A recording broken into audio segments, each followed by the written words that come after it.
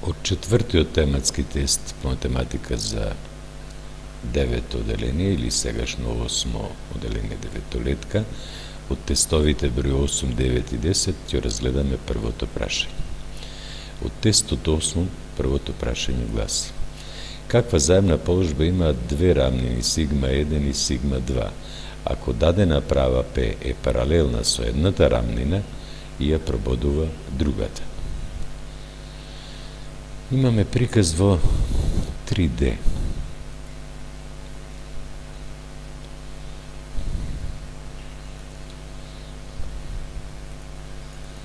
Само малце.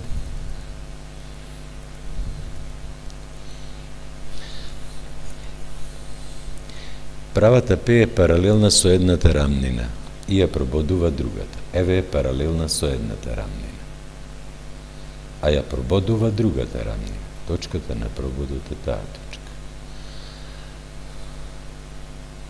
Каква е заемната положба на тие две рамнини, сигма 1 и сигма 2?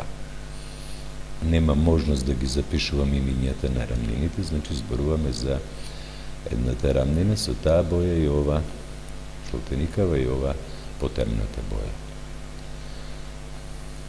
Што ќе биде одговорот?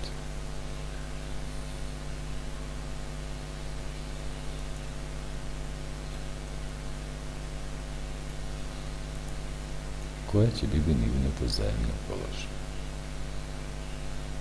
Може би вака разгледа.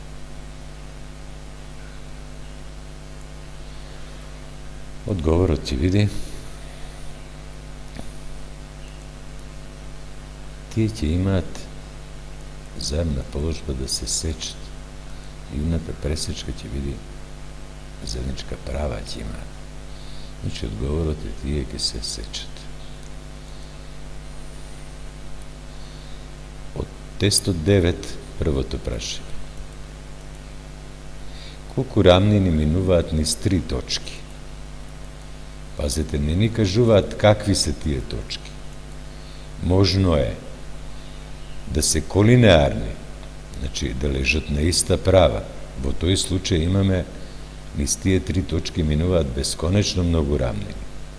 А ако не се колинеарни, тогаш низ тие 3 точки минува само една рамнина, значи се компланарни.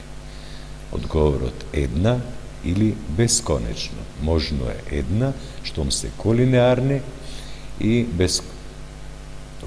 штом не се колинеарни, и ако се колинеарни, односно лежат на иста права, тогаш имаме бесконечно многу рамнини. Од тестот 10, првото прашање. Правата P е паралелна со рамнината сигма. Колку прави од сигма се паралелни со таа права? Колку прави лежат на сигма кои се во исто време паралелни со правата P? Може да биде 1, 2, 3 или 4 или 5, односно одговорот е бесконечно многу. Ги разгледавме сите прашања. Само да видиме колку поени носеше 10-тото, и 10-тото прашање носи 4 поени. Благодарам на вашето внимание.